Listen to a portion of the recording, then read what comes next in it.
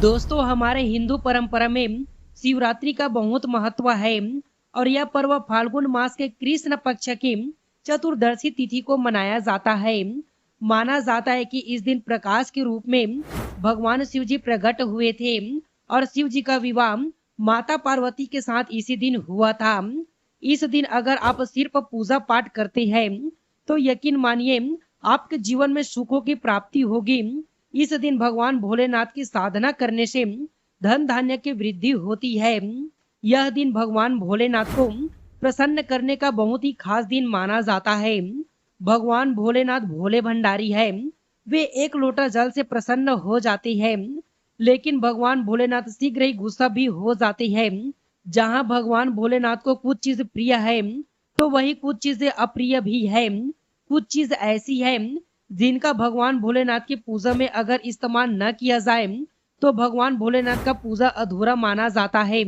वही कुछ ऐसी चीज भी होती है जो अगर आप अनजाने में आप भगवान भोलेनाथ को अर्पित कर देंगे तो उससे भगवान भोलेनाथ आपसे रूठ जाएंगे। इसलिए भगवान भोलेनाथ की पूजा करते समय कुछ बातों का विशेष ध्यान रखना चाहिए। आज की इस वीडियो में हम आपको बताएंगे कि महाशिवरात्रि के पावन पर्व पर क्या करें, क्या न करें, कौन सी ऐसी वस्तु है जो भगवान भोलेनाथ को अति प्रिय है और कौन सी ऐसी वस्तु है जो भगवान भोलेनाथ को बिल्कुल प्रिय नहीं है, कौन सी वस्तु है जो भगवान भोलेनाथ को भूल से भी अर्पित नहीं करना चाहिए। लेकिन दोस्तों, उससे पहले आपसे रिक्वेस्ट करते हैं कि वीडियो को लाइक जरूर करिएगा, दोस्तों को शेयर जरूर कर दीजिएगा और अगर आपने अभी तक चैनल को सब्सक्राइब नहीं किया है तो चैनल को सब्सक्राइब करके बेल आइकन जरूर दबाइएगा। तो आइए सबसे पहले जानते हैं कि महाशिवरात्रि के पावन पर्व पर क्या करना चाहिए जिससे भगवान भोलेनाथ और माता पार्वती का आशीर्वाद प्राप्त होता है। दोस्तों, महाशिवरात्रि के दिन भगवान भोलेनाथ की पूजा सफेद या लाल रंग के वस्त्र धारण करके ही करें। सफेद और लाल रंग की वस्त्र धारण कर भगवान भोलेनाथ का पूजन करना शुभ माना जाता है। यदि संभव हो तो इस दिन पूजा में बिना सिले वस्त्र पहने महाशिवरात्रि के पावन पर्व पर भगवान भोलेनाथ की शिवलिंग का पूजन अवश्य ही करें। शास्त्रों के अनुसार महाशिवरात्रि के दिन भगवान भोलेनाथ शिवलिंग के रूप में प्रकट हुए थे, इसलिए इस दिन शिवलिंग का पूजा भी करना सबसे ज्यादा श्रेष्ठ माना जाता है। शिवलिंग का पूजा करने से भगवान भोलेनाथ और माता पार्वती की असीम कृपा प्राप्त होती है। वैसे तो महाशिवरात्रि पर भगवान भोलेनाथ का पूजन रात्रि के चारों पहर में किया जाता है, लेकिन भगवान भोलेनाथ का पूजन प्रदोष काल में भी अवश्य करना चाहिए। प्रदोष काल स्वयं भगवान भोलेनाथ का काल होता है। मान्यताओं के अनुसार प्रदोष काल के समय भगवान भोलेनाथ शिवलिंग में विराजमान रहते हैं, इसलिए महाशिवरात्रि के पावन पर्व पर आप प्रदोष काल में भगवान भोलेनाथ का पूजन अवश्य ही करें। प्रदोष काल यानी संध्या काल से रात्रि तक 90 मिनट का समय महाशिवरात्रि का मतलब है भगवान शिव का रात्रि के समय में पूजन करना। इसलिए महाशिवरात्रि में अर्धरात्रि यानी कि निश्चित काल में भगवान शिव का पूजन अवश्य ही किया जाता है। महाशिवरात्रि का मतलब है भगवान शिव का रात्रि के समय पूजन करना, इसलिए महाशिवरात्रि में अर्धरात्रि यानी कि निस्ता काल में भगवान शिव का पूजन अवश्य ही किया जाता है। इसलिए आप भी निस्ता काल जो अर्धरात्रि का समय होता है रात 12 बजे से 12:30 बजे तक, इस समय भगवान भोलेनाथ का पूजन अवश्य ही करें। इससे भगवान भोलेनाथ अति शीघ्र ही प्रसन्न हो जाएंगे और आपको मनचाहा वरदान देंगे। महाशिवरात्रि पर भगवान शिव के साथ माता पार्वती का पूजन भी अवश्य ही करें। ऐसे करने से आपको भगवान शिव के साथ माता पार्वती का भी आशीर्वाद प्राप्त होगा। महाशिवरात्रि के दिन भगवान भोलेनाथ की शिवलिंग पर बेलपत्र अवश्य ही अर्पित करें। बेलपत्र भगवान भोलेनाथ को अति प्रिय है। बेलपत्र के बिना भगवान भोलेनाथ का पूजा अधूरा माना जाता है। बेलपत्ता एक पत्ता नहीं माना जाता। एक डंडी में जो 3 पत्ते जुड़े हैं उन्हें बेलपत्र कहा जाता है। एक डंडी में 3 जुड़े हुए बेलपत्र ही शिवलिंग पर अर्पित करें और चंदन से उस पर ओम नमः शिवाय लिखकर अर्पित करें। ऐसे करने से भगवान भोलेनाथ की कृपा प्राप्त होती है। महाशिवरात्रि के दिन भगवान शिव को पूजन में अक्षत अवश्य ही अर्पित करें। ऐसे करने से आपको भगवान शिव का आशीर्वाद प्राप्त होगा। इस दिन रात्रि में भगवान शिव का जागरण अवश्य करना चाहिए, जिससे आपको महाशिवरात्रि का पूर्ण फल प्राप्त हो सके। महाशिवरात्रि के दिन भगवान शिव का पूजन करने से पहले भगवान श्री गणेश, भगवान कार्तिकेय, नंदी जी और माता पार्वती का पूजन अवश्य ही करना चाहिए, नहीं तो आपको भगवान शिव जी की पूजा का फल प्राप्त नहीं होगा। इस दिन बैल को हरा चारा अवश्य ही खिलाना चाहिए, क्योंकि बैल को नंदी जी का रूप माना जाता है, जो भगवान शिव जी को अति प्रिय है। दोस्तों, महाशिवरात्रि पर इन कार्यों को करने से भगवान भोलेनाथ की कृपा प्राप्त होती है। दोस्तों, क्या करें, इसके अलावा शास्त्रों में यह भी वर्णित किया गया है कि महाशिवरात्रि के दिन क्या नहीं करना चाहिए, जिससे भोलेनाथ आपसे न रूठे। तो दोस्तों, भगवान भोलेनाथ और माता पार्वती की कृपा प्राप्त करने के लिए तो आइए दोस्तों, भगवान भोलेनाथ और माता पार्वती के कृपा प्राप्त करने के लिए अब जानते हैं कि महाशिवरात्रि के पावन पर्व पर क्या नहीं करना चाहिए। महाशिवरात्रि के दिन देर तक न सोए, सुबह सूर्य उदय से पहले उठकर स्नान कर लें। ऐसा करना आपके लिए काफी शुभ रहेगा। इस दिन भूलकर भी काले रंग की वस्त्र धारण न करें, क्योंकि काले रंग के वस्त्र धारण करना इस दिन अशुभ माना जाता है। महाशिवरात्रि के दिन शिवलिंग पर चढ़ाई गई चीजों को बिल्कुल भी ग्रहण न करें, क्योंकि शिवलिंग पर चढ़ाई गई चीजों को ग्रहण करना अशुभ माना जाता है। यदि आप शिवलिंग पर जल चढ़ा रहे हैं तो ध्यान रखें, शंख से जल बिल्कुल भी न चढ़ाएं।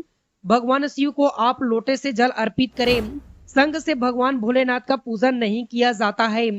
और लोटे से भी जल चढ़ाते समय इस बात का ध्यान रखें कि अगर आपने जल में दूध या फिर दही मिलाया है तो आप दूध और दही से भगवान शिव का अभिषेक करने के लिए तांबे की लोटे का इस्तेमाल न करें, क्योंकि तांबे के पात्र में दूध और दही से जहर बन जाते हैं। इसलिए दूध दही से भगवान भोलेनाथ का अभिषेक करने के लिए आप स्टील या फिर पीतल के लोटे या फिर चांदी के लोटे का इस्तेमाल कर सकते हैं। महाशिवरात्रि के दिन भगवान शिव की पूजा में तुलसी का प्रयोग भूलकर भी ना करें, क्योंकि आप ऐसा करते हैं तो आपके पूजा का पूरा फल प्राप्त नहीं होगा। भगवान श्री गणेश और भगवान शिव को तुलसी अर्पित नहीं किया जाता है, इससे दोष लगता है। इस दिन भगवान शिव की पूजा में केतकी और चंपा के फूलों का प्रयोग नहीं करना चाहिए, क्योंकि भगवान शिव की पूजा में इनका उपयोग करना वर्जित माना जाता है। भगवान शिव की पूजा में हल्दी और कुमकुम का प्रयोग बिल्कुल न करें, क्योंकि भगवान शिव वैरागी है और हल्दी और कुमकुम सुविधा के प्रतीक माने जाते हैं। भगवान शिव की जो मूर्ति शिव परिवार के रूप में है, जहां भगवान श्री गणेश, भगवान कार्तिकेय और माता पार्वती है, तो आप वहां पर भगवान शिव को हल्दी कुमकुम से तिलक कर सकते हैं। लेकिन भगवान शिव की जो शिवलिंग होती है, भगवान शिव का बैरागी रूप है, तो वहां हल्दी कुमकुम ना लगाएं। महाशिवरात्रि के दिन भूल करके भी घर में कला नहीं करना चाहिए और ना ही किसी को अपशब्द बोलना चाहिए। यदि आप ऐसे करते हैं तो आपको भगवान शिव का आशीर्वाद प्राप्त नहीं होगा। महाशिवरात्रि पर शराब और मांसाहार का प्रयोग बिल्कुल भी ना करें। यदि आप ऐसे करते हैं तो आपको भगवान शिव और माता पार्वती के क्रोध का सामना करना पड़ सकता है। आपको इस दिन किसी भी पशु या पक्षी को सताना नहीं चाहिए, ना ही उन्हें मारना चाहिए, नहीं तो आपके सभी पुण्य फल नष्ट हो जाएंगे। महाशिवरात्रि के दिन महिलाओं और कन्याओं को शिवलिंग का स्पर्श नहीं करना चाहिए। आप दूध दही या जल से शिवलिंग का अभिषेक कर सकते हैं। आप बेलपत्र भी चढ़ा सकते हैं, पूजन भी कर सकते हैं, लेकिन शिवलिंग का स्पर्श ना करें। शिवलिंग की सदा आदि परिक्रमा की जाती है, इस बात का विशेष ध्यान रखें। दोस्तों, महाशिवरात्रि के पावन पर्व पर भगवान भोलेनाथ और माता पार्वती के कृपा प्राप्त करने के लिए इन सभी बातों का विशेष ध्यान रखें, जिससे आपको व्रत और पूजन का पूर्ण फल प्राप्त हो और भगवान शिव और माता पार्वती की आपको कृपा मिल सके। बहुत सारे चीज इस दिन के व्रत में ऐसी होती है जो कि आपको नहीं खाना चाहिए, और एक चीज ऐसी है जो शिवरात्रि के दिन जरूर खानी चाहिए, ताकि आपको इस व्रत का पूरा फल मिल सके। महाशिवरात्रि के दिन बहुत सारे लोग व्रत रख के स्वास्तिक भोजन करते हैं, महाशिवरात्रि का व्रत अगर आप रखते हैं तो ध्यान रखें शरीर में पानी की कमी ना हो। इसके लिए अनार या संतरे का जूस का सेवन कर सकती है, लेकिन गन्ने का जूस नहीं पीना चाहिए। महाशिवरात्रि के दिन फलाहार में सेव, संतरा, पपीता, केला, खीरा खा सकती है। इस दिन नमक नहीं खाना चाहिए। बहुत से लोग सेंधा नमक का खाना खाते हैं, तो आप वह खा सकती हैं, कोई दिक्कत नहीं है, लेकिन सफेद नमक को मत खाइएगा।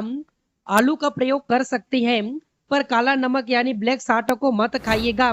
भूलकर भी चावल, रोटी या अनाज का सेवन मत कीजिएगा।